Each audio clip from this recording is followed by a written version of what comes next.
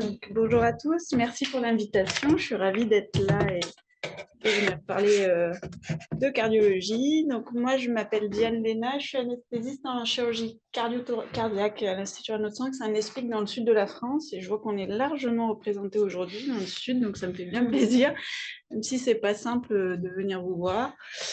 Alors, moi, on m'a demandé de vous parler de la cardiologie interventionnelle parce que c'est une spécialité qui est en pleine expansion. Ça fait quelques années que les indications, les gestes, tout se diversifie. Les derniers chiffres qu'on a sur le nombre d'actes, ça date de 2019, c'est à peu près 250 000 actes par an. Et ça a largement augmenté, parce que déjà 2019, c'est pas une très très bonne année, comme vous le savez. Et puis, entre-temps, nos cardiologues, ils font des choses de plus en plus compliquées. Il y a une diversité technique qui est importante, avec beaucoup de sous-spécialités au sein même de la cardiologie interventionnelle, alors que pour nous, les anesthésistes, il y a une nécessité d'une transversalité qui est très importante, avec des terrains divers et variés, des pathologies sous-jacentes qui sont aussi variées. Et donc, ça demande une prise en charge anesthésique un peu particulière. Quand on regarde l'activité qu'il y a actuellement en cardiologie interventionnelle, en fait, elle se classifie en 3 grands domaines. C'est comme ça que les accréditations et les autorisations d'activité sont réparties. J'ai pris une partie de mon écran. Alors, la première, c'est la rythmologie interventionnelle, c'est comme ça que ça s'appelle. Nous, on appelle ça la rythmo, tout bêtement. Le deuxième pan d'activité sont les cardiopathies ischémiques et structurelles. Et la dernière partie, ce sont les cardiopathies congénitales hors rythme. Quand on m'a demandé de venir vous parler de ça, je me suis dit, comment on se positionne quand on ne fait pas ça tous les jours et qu'on se retrouve balancé en salle de cardiologie interventionnelle. Et je me suis dit, comment réfléchir un anesthésiste tous les jours avant d'aller au bloc? Alors, c'est sûr, quand on fait toujours la même spécialité, c'est assez automatisé. Mais finalement, comment on démarre au début pour se sentir en sécurité quand on est dans un bloc opératoire? Et moi, il me semble que l'attitude à avoir quand on est anesthésiste, c'est toujours la même, c'est se poser les 5 mêmes questions. Quel est le terrain du patient dont je vais m'occuper? Qu'est-ce qu'il a comme pathologie, etc. Quelle est la procédure? Et j'insiste, la connaissance de la procédure est indispensable pour bien comprendre ce qui se passe et anticiper les problèmes. Quels sont les risques et complications, bien évidemment? Quelles techniques d'anesthésie j'ai à ma disposition et peuvent s'adapter à cette procédure et à ce patient? Et enfin, qu'est-ce qui se passe en post-opératoire? Puisque vous le savez, en France, on a une spécificité, c'est qu'on fait de la médecine périopératoire, et c'est ce qui fait aussi la beauté de notre spécialité. Donc, c'est très important de s'inscrire dans cette démarche-là.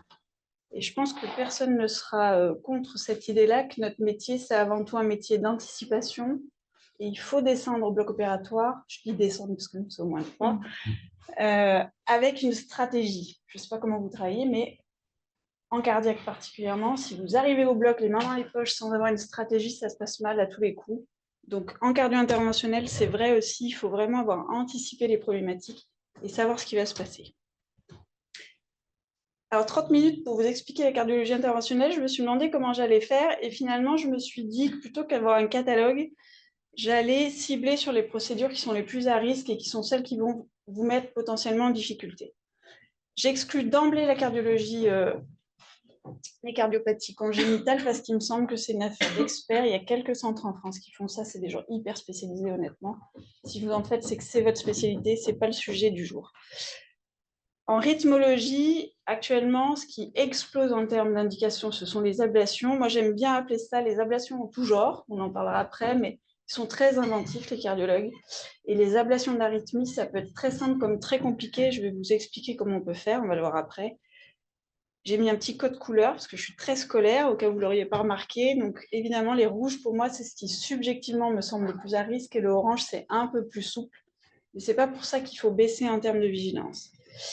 Sur les cardiopathies ischémiques et structurelles, on va passer un petit moment parce qu'actuellement, c'est ce qui est le plus à risque pour un anesthésiste, à mon sens. On balayera le TAVI, les clips valvulaires, les fermetures de FOP et de CIA parce que c'est de plus en plus fréquent aussi, les fermetures d'auricules parce que ça c'est pareil, ce sont des indications qu'on voit de plus en plus, et les angioplasties coronaires parce que quand ça va pas bien, qui c'est qu'on appelle?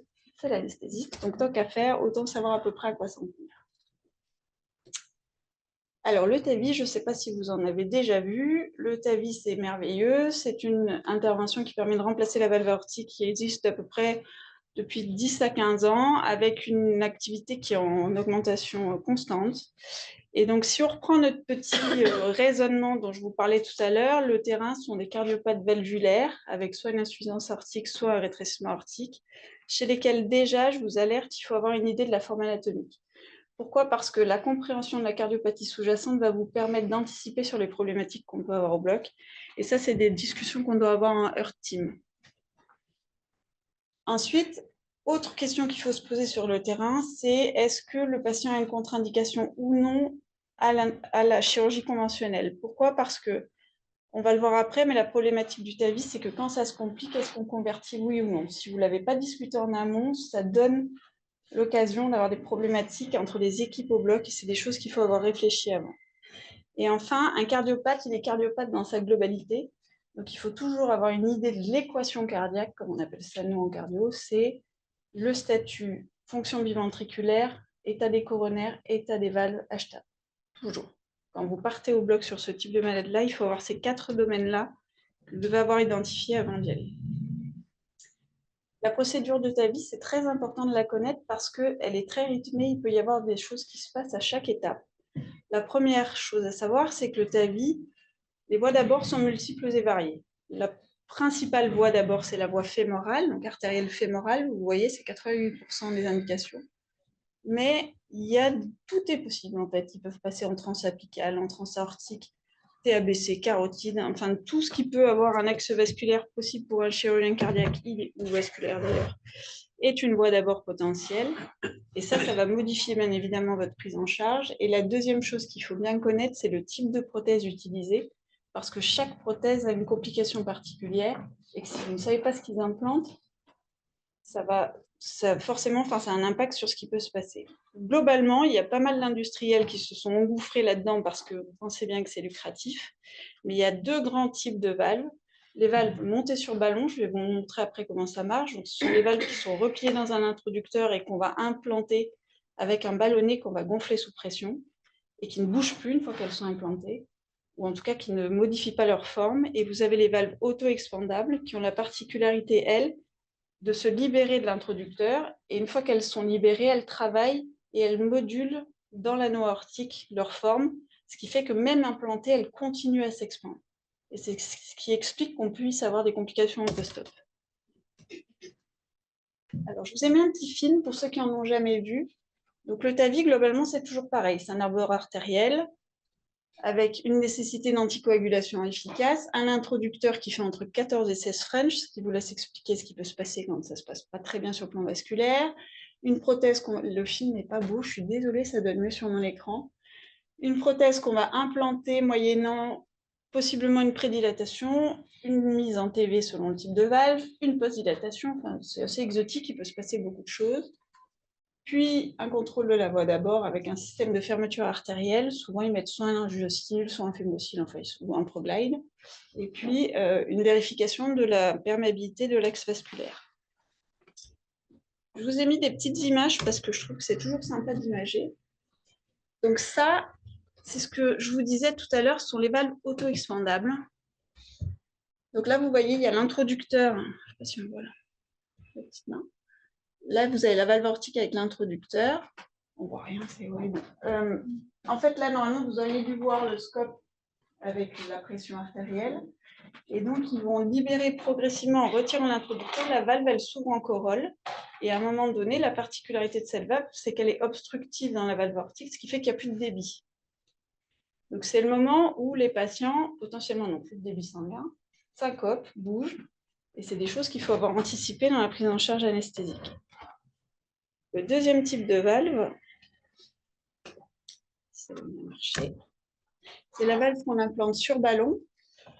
Là, pour le coup, vous voyez le scope. Pour implanter cette valve que vous voyez implantée là, c'est une belle image, ils font une TV à 180 pour arrêter les mouvements cardiaques, ou en tout cas diminuer l'efficacité pour ne pas se faire expulser, pour que la valve ne parte pas, soit dans le VG, soit dans l'aorte ascendante. Ce qui arrive. Donc évidemment, quand ils expandent sous pression en gonflant le ballonnet de manière hyper agressive, et ils sont en TV à 180, et c'est le moment où on a du bas débit cérébral et où le malade syncope lève la main, va chercher le scarpa, etc. Et où le cardiologue vous hurle dessus en disant ça bouge, ma prothèse n'est pas à la place, pas à la bonne place, parce que le malade a bougé. Donc tout ça, c'est des choses qu'il faut avoir anticipées. Et ensuite, chose importante, c'est qu'il ferme l'artère fémorale et qu'il vérifie en angiographie qu'il n'y ait pas de fuite, de dissection, de choses comme ça. Alors, le TAVI, voilà, donc là, vous voyez un bel axe vasculaire. C'est hyper important de regarder que ça soit bien, parce que c'est souvent sur ça qu'on a des problèmes après en réa, par exemple, ou en service. Alors, le TAVI, c'est merveilleux. Ça a permis de soigner des gens qu'on ne soignait pas avant. Ça nous sort de situations incroyables, mais c'est des procédures qui se compliquent. Il y a une polémique actuelle qui vise à sortir les anesthésistes du TAVI parce qu'il y en a tellement qu'en fait, on ne peut pas être sur tout. Qu'il y a une problématique de backup chirurgical, pas de backup chirurgical. Donc ça, c'est un choix structurel. Moi, je fais partie d'une structure où on a décidé de garder les anesthésistes au TAVI parce que ça donne de la sécurité, ça donne du confort pour les praticiens qui font ce type de gestes, qui sont quand même des gestes à haut risque. Donc moi, je suis convaincue qu'on a notre place dans ce type de procédure et quand je vais vous montrer les complications qu'il y a, j'espère vous convaincre. Alors là, vous avez une belle valve. Donc ça, c'est une valve qui s'expand sur ballon. Donc je vous disais, celle qu'on expand sur ballon, on gonfle en TV à 180 et on gonfle hyper brutalement. Bien. On gonfle brutalement la valve dans l'anneau aortique. Et ce qu'il faut savoir, c'est que donc, la grande majorité des indications de TAVI, ce sont des RAC. Qui dit RAC dit anneau hyper calcifié, donc bien rigide. Quand vous gonflez la valve, qu'est-ce que vous faites? Vous craquez l'anneau. En craquant l'anneau, le risque, c'est de faire une rupture d'anneau. Et là, vous en avez un magnifique. Alors, c'est pas de chez moi, ça. Mais c'est des images qu'on voit en angiographie. Là, souvent, quand vous avez cette image-là, vous avez le cardiologue qui commence à avoir la petite goutte là, qui coule et qui commence à s'agiter. Et très souvent, derrière, le malade commence à s'agiter lui-même. Et souvent, c'est signe qui tamponne. Donc, il faut être très, très vigilant sur ce genre d'image parce que ça arrive. Heureusement, pas trop souvent, mais ça arrive. La stratégie, c'est évidemment d'aller drainer le péricarde et de discuter du backup chirurgical. Autre complication, alors celle qui bouge, là, vous voyez rien, c'est dommage, mais c'est une dissection aortique. En montant l'introducteur de 14 French, en fait, il y a une dissection de l'aorte ascendante, de l'aorte descendante. Là, vous voyez le flap, là. Si vous voyez. Donc, ça fait partie des complications qui peuvent arriver. Souvent, il y a des calcifications dans la crosse aortique. L'introducteur, il est quand même assez rigide, il est gros. Ce sont des artéritiques très souvent, donc il y a un risque majeur au niveau de l'aorte. Pour la petite histoire, cette dame, elle a eu l'endoprothèse. Elle a eu un petit package TAVI endoprothèse, paraplégie, la totale. Donc c'est juste pour vous dire que le TAVI, c'est quand vous discutez avec les anciens, parce que je ne suis pas de la préhistoire, je ne suis pas moyenâgeuse, je suis entre les deux, mais quand on discute avec les anciens, on vous explique l'angioplastie coronaire, l'arrivée en France, c'est la même chose. Au début, il dilatait les coronaires sans backup, ils n'avaient pas de stent, ils mettaient des coups de ballon, ça mourait comme des mouches. On ne savait pas du tout gérer le SCA. Maintenant, vous faites un SCA ST+, ça vous paraît le b.a.-ba de la médecine cardiologique. Le TAVI, c'est pareil. C'est-à-dire qu'on est parti il y a 10 ans, on les équipait comme des cœurs, sous anesthésie générale. On a beaucoup simplifié les procédures, mais pour autant, c'est des procédures hyper à risque avec des complications potentielles et il faut être hyper vigilant sur ça. Ça, c'est une deuxième complication que vous pouvez avoir, c'est une dissection de l'artère fémorale avec les complications hémorragiques ou ischémiques que ça peut engendrer. Et c'est pareil, là, pour le coup, la prise en charge anesthésique, elle compte parce que l'objectif, c'est de permettre au cardiologue de pouvoir régler le problème. Notre rôle, il est là pour calmer les gens et gérer tout ce qui va autour. Autre complication, ce sont les complications neurologiques. Quand vous craquez la valve, c'est pas comme quand vous la décalcifiez sur une chirurgie conventionnelle, tout part dans la circulation cérébrale, enfin la circulation centrale. Et donc potentiellement, il y a tout un tas de puits d'embol qui passent au niveau artériel. Et ça, c'était pour vous montrer une patiente qu'on a fait récemment. Elle lui avait mis un système de protection cérébrale, c'est les systèmes sentinelles qu'on met dans les deux carotides, justement pour prévenir ce risque embolique.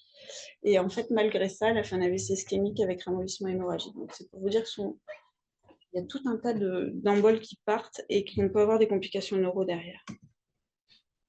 Je vous ai fait un petit résumé des complications qu'on peut avoir. Alors, les neurologiques, on les a vues. Les complications cardiaques, la rupture d'anneau, la plaie cardiaque, la malposition de la prothèse, elle peut jumper dans l'aorte ascendante, aller dans le VG, occlure les coronaires, il peut tout arriver sur un TAVI. Et c'est ça qui est assez...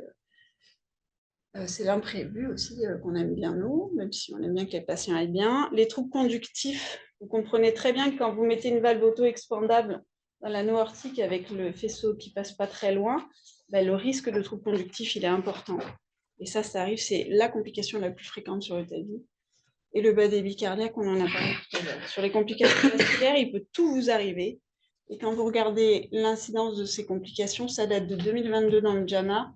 C'est 1,8% de mortalité, toutes causes confondues pour le TAVI, et des complications qui peuvent survenir. Avec ce que je vous disais, les plus fréquentes, c'est les complications rythmiques de conduction.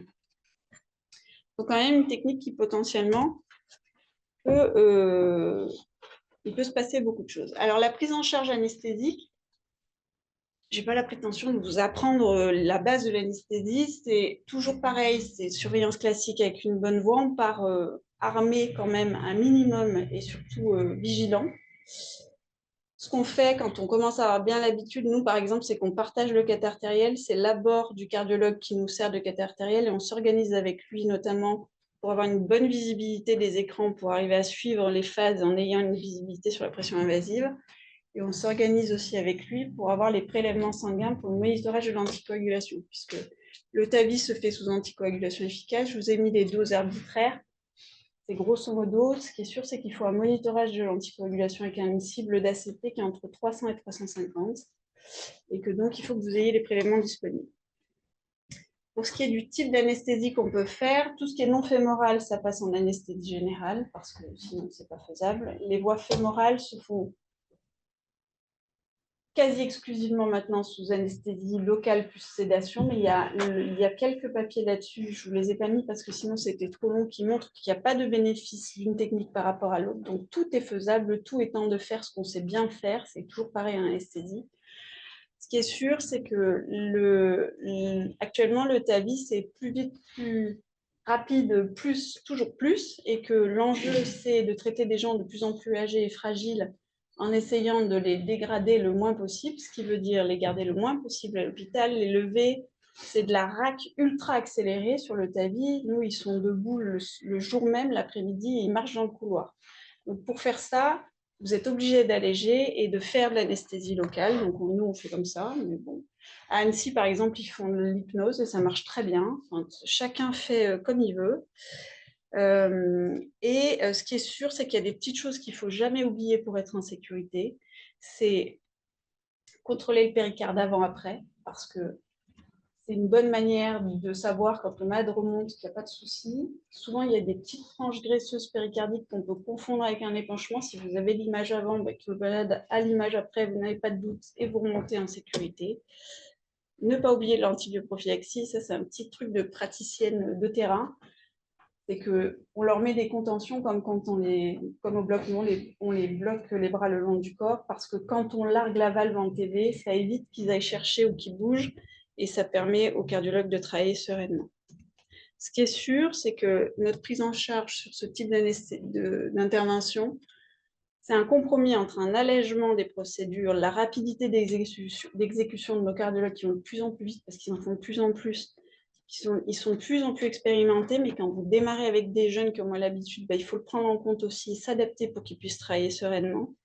On a des patients de plus en plus fragiles et des cardiologues qui vont de plus en plus loin, donc avec quand même des complications potentielles. Donc c'est tout le temps un compromis entre je reste en sécurité, mais j'allège. Et ça, c'est votre travail quotidien. Et ce qui est sûr, c'est que ces patients-là, il faut absolument les avoir discutés en heart team et avoir discuté le backup chirurgical, qui est de moins en moins fréquent et de plus en plus difficile à organiser parce que l'équipe ne se met pas à l'arrêt parce qu'on fait 5 ou 6 TAVI dans la salle d'à côté. Et ce qui est sûr, c'est que même quand on a discuté du backup et que ça arrive, on en rediscute au lit du patient parce que c'est toujours une décision qui est difficile à prendre. Mais ça fait partie aussi de notre prise en charge et de l'évaluation qu'on a, nous, les anesthésistes. Pour le post-opératoire, vu l'augmentation de l'activité, on est obligé de réfléchir à où est-ce qu'on met les patients et comment on les prend en charge. Toutes les voies non fémorales vont actuellement en réa. Ça, c'est une proposition, mais c'est ce qui se fait à peu près partout. Les voies non fémorales, elles vont en réa aux soins intensifs. Les voies fémorales, Il y a quelques critères pour les orienter. Évidemment que s'il y a une complication, ils vont en réa ou en soins.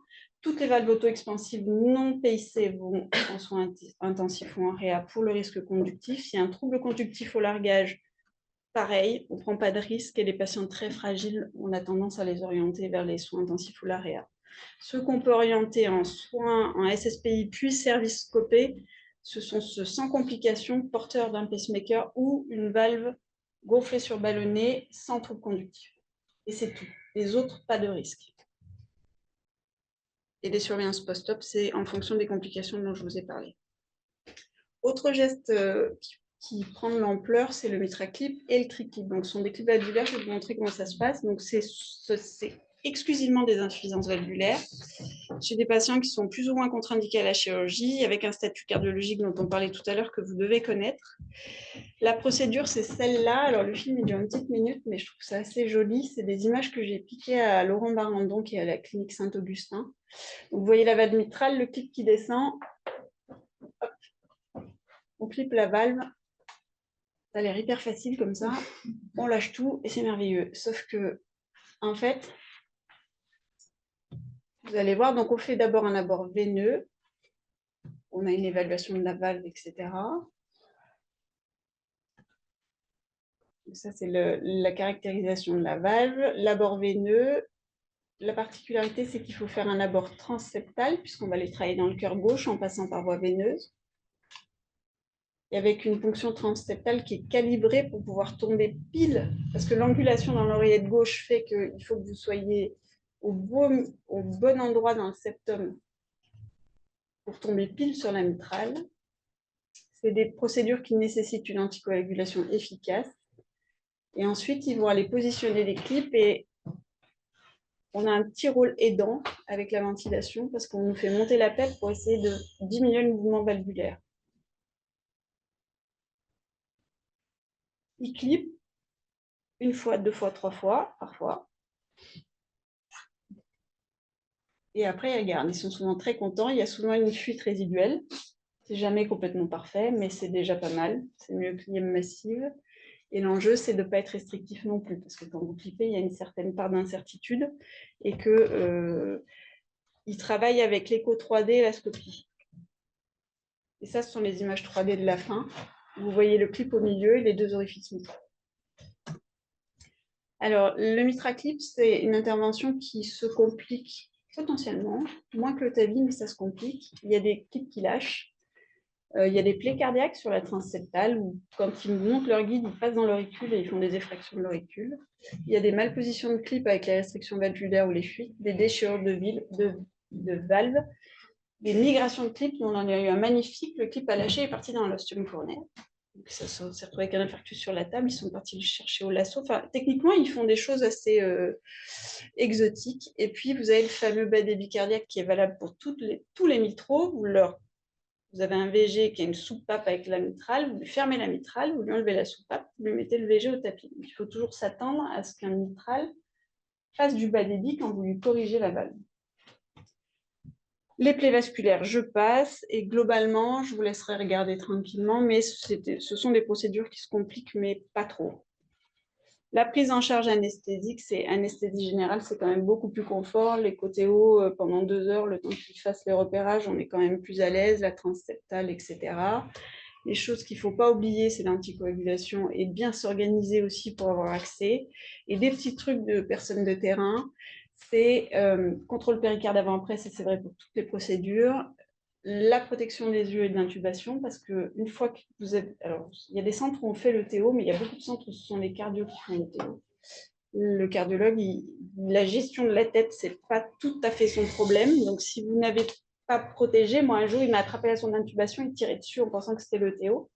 Donc, autant vous dire qu'il faut vraiment tout bien protéger, tout scotcher, et puis il faut le surveiller comme... je vous encourage à le faire parce que vous pouvez vous retrouver avec la kératite, l'œil ouvert, le TO d'un côté, enfin tout peut arriver, hein, vraiment. Dernière chose très importante sur le MitraClip, on prend énormément de rayons. On est près de la tête, l'orientation elle est vraiment très très en défaveur de la position des anesthésistes, donc pensez à bien vous protéger si vous faites du MitraClip, c'est hyper important.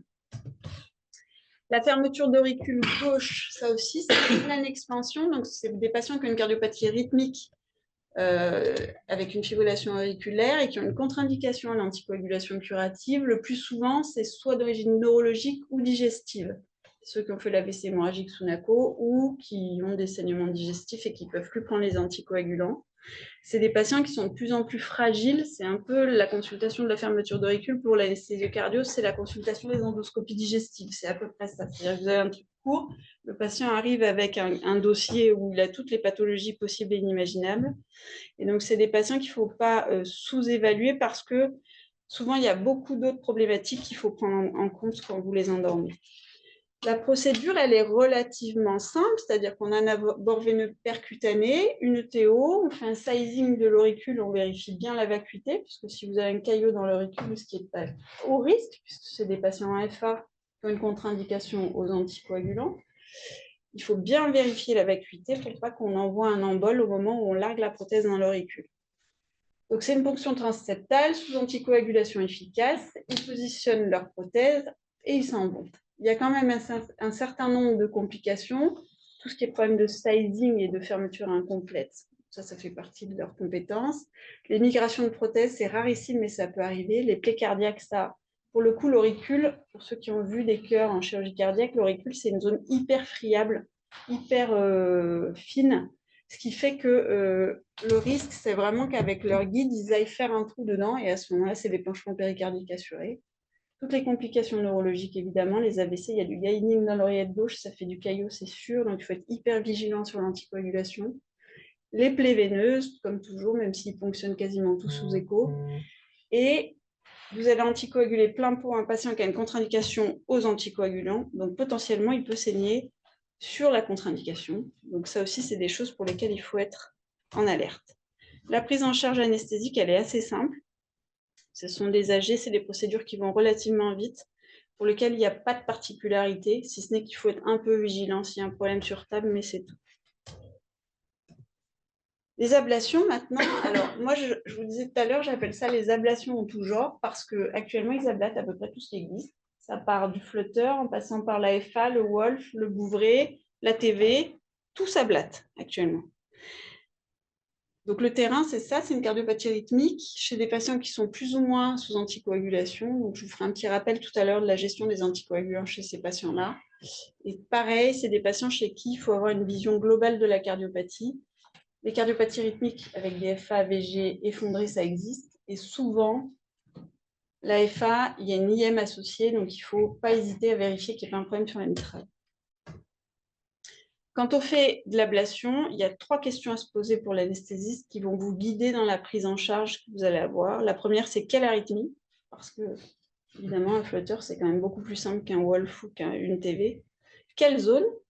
Ils peuvent ablater en épicardique par un abord sous-xiphoïdien, donc ça, c'est que dans les centres hyper experts, ou en endocavitaire, ce qui est le plus fréquent. Et quand ils sont en endocavitaire, ils peuvent être à droite ou à gauche. Donc, c'est pour ça que c'est très important de savoir où ils vont parce que ça va déterminer aussi la prise en charge que vous allez avoir. La dernière chose qui est hyper importante avec la diversification de leur activité, c'est comment ils ablatent. Actuellement, il y a 4 techniques d'ablation. Il y a la radiofréquence et la cryo qui sont les plus fréquentes. Il y a le laser et la dernière en date qui existe depuis pas très longtemps, c'est le champ électrique pulsé, ce qu'on appelle l'électroporation. Je ne sais pas si vous en avez fait. Donc, globalement, elles ont toutes le même genre de complications, mais il y en a une qui est particulièrement douloureuse, c'est la dernière, l'électroporation. En fait, il balance un champ électrique et même endormi, malade pas curarisé, les malades bougent sur la table. Donc, c'est hyper douloureux. Ça, c'est une indication d'anesthésie générale à coup sûr. Les caractéristiques de la procédure, c'est ponction veineuse. C'est des procédures de plus en plus longues où on a des ablations qui durent entre 3 heures et 3 heures et demie. C'est hyper douloureux. Pour avoir, nous, on a des centres aux alentours. Nous, on a fait un choix, on fait tout sous AG. Tout ce qui est gauche, on fait sous AG. Ça fait longtemps qu'on fait comme ça. Ça fait mal, c'est long. Ils ont le TO pour la transseptale. Et il ne faut pas qu'ils bougent parce que sur ces ablations-là, il y a du mapping 3D avec un scanner en reconstruction. Le cardiologue va prendre les repérages en 3D et va aller traiter zone par zone. C'est un travail de patience incroyable. Et à chaque fois que le malade bouge, il change le repérage 3D. Donc le cardiologue, il recommence Donc, autant vous dire que ça peut durer des heures et des heures et des heures. Et donc, quand on a la chance d'avoir les effectifs pour le faire, pour les patients, l'AG est quand même beaucoup plus agréable. Et nous, on a des centres à proximité qui n'ont pas les capacités de le faire sous AG. Et les patients témoignent de ce qu'ils ont vécu en ablation sous-locale. Je peux vous dire que c'est pas très agréable, ce qu'ils racontent. Donc, comment on fait quand on est anesthésiste en journée à la cave? Nous, on appelle ça, hein, parce qu'on y passe la journée. Donc, les épicardiques, il n'y a pas à réfléchir, c'est une AG. C'est l'abord sous XIF, il faut faire une AG, c'est obligatoire. Les endocavitaires, droite, sous sédation simple, ça marche très très bien. Ce qui marche super bien, c'est petit évoque de rémifentanil. Ça les soulage. Vous pouvez faire le flotteur en une demi-heure et ça se passe très bien comme ça. Sinon, ils ont vraiment mal. Ils ont une douleur projetée dans l'épaule gauche qui les gêne beaucoup. Et les gauches, si vous pouvez sous-AG, c'est quand même très confortable. Pareil, il faut être très très vigilant sur l'anticoagulation efficace. Ça, c'est très important. Ça caillote beaucoup et les cardiologues, ils vous le disent. D'ailleurs, ils en ont sur le guiding si c'est pas bien anticoagulé. Les petites choses qu'il ne faut pas oublier, c'est contrôle du péricarde avant-après. Si vous ne l'avez pas retenu, ça fait 50 fois que je vous le dis, ça c'est hyper important dans la vigilance. Le contrôle de l'auricule gauche en début de procédure, c'est une contre-indication à l'ablation s'il y a un caillot. Donc il faut tout le temps regarder et combiner avec les images de scanner. Très important, pensez à retirer le TO pendant l'ablation. Nous, on la met, on vérifie, on fait la trainte septale, on la retire en arrière-gorge, là, parce que quand il tire et qu'il y a le TO derrière, ça augmente le risque de fistule de l'œsophage. Donc, c'est très important de retirer le TO. Mais gardez-la, parce qu'après, en fin de procédure, vous la remettez pour contrôler le péricarde. Et puis, de plus en plus, ils font de l'ambulatoire, notamment les flotteurs, certaines FA qui se passent bien. Donc, ça fait partie des choses qu'il faut anticiper quand vous voyez les patients. J'ai encore un peu de temps ou pas? Non? Là, j'ai fait les plus à risque? Non? Non. Sinon, je passe. Bon, juste les angioplasties coronaires, pour vous dire que ça fait partie des risques intermédiaires. L'angioplastie coronaire, c'est génial. Là, vous voyez une belle... Ça ne marche pas. Une belle IVA avec une belle sténose, il dilate, tout va bien. Et puis, de temps en temps, vous avez ça, la dissection de la coronaire, avec les complications que ça engendre. Donc, je n'ai qu'un mot sur les angioplasties. Il y a peu d'endroits où il y a encore des anesthésistes postés en salle de cathé pour les angioplasties coronaires, mais souvent on appelle quand ça ne va pas bien. La seule chose qu'il faut savoir, c'est qu'il faut que ce soit prêt au cas où. Parce que quand ça ne va pas bien, ça va très très vite. Et il faut être capable d'endormir le malade qui tamponne assez rapidement. Fermeture de FOP et de CIA, je passe, sont des AG, ça se fait en ambulatoire. C'est des procédures qui sont assez simples et qui vont très très vite. Et le pacemaker et le DEF, c'est pareil. Je vous ai fait deux petits rappels. L'antibioprophylaxie sur ces gestes-là, ça a été codifié dans la dernière RFE, je vous les laisse. En gros, c'est les valvulaires, on fait de l'augmentin pour les TAVI, c'est augmentin pour les valvulaires, et pour les ablations, c'est de la céphase, enfin, c'est pas d'antibioprophylaxie, sauf s'ils sont porteurs d'une prothèse cardiaque. La gestion des anticoagulants et antiplaquettaires, en gros, ce n'est pas codifié sur le risque lié à telle ou telle procédure. Intuitivement, le TAVI, c'est un risque hémorragique élevé. Donc, vous appliquez les recommandations du risque hémorragique élevé. Tout le reste, on considère que c'est du modéré ou faible et que le risque thrombotique est plus élevé que le risque hémorragique. Donc, on fait des arrêts très, très courts, voire pas d'arrêt. Et ça, c'est juste pour conclure, je vous ai fait des petits tableaux. Si un jour vous êtes amené à remplacer ou à faire de la cardiologie interventionnelle, pour démarrer, ça vous donne juste la base pour vous sentir pas trop mal à l'aise quand vous démarrez. Je vous les donnerai. Et donc, c'est à la fois le structurel et l'interventionnel. Et si j'ai juste un truc à vous dire, c'est que pour la cardiologie interventionnelle, il faut anticiper. Il ne faut pas y aller les mains dans les poches parce que quand ça ne va pas bien, ça va hyper vite. Et si vous n'avez pas un plan pour toute problématique qui peut vous arriver, vous allez être en difficulté, c'est sûr. Je vous remercie.